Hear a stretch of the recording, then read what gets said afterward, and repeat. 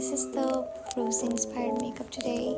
Let's just start it. So first step is I'm going to apply the foundation with this brush and a little bit here. Just apply this side with this. The circular motion is a perfect match. Applying the concealer, which is my favorite part.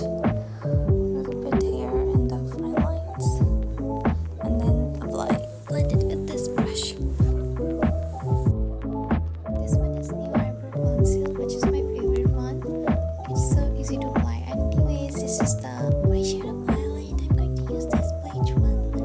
Apply this circle motion. Sorry to say that, but this is literally amazing part. I love this brush, guys. It's just so smooth and so soft. I think this is the both same thing. Okay, mascara time, blush time. A little bit with this foundation blush because it helps to maintain like balance, like blush and foundation.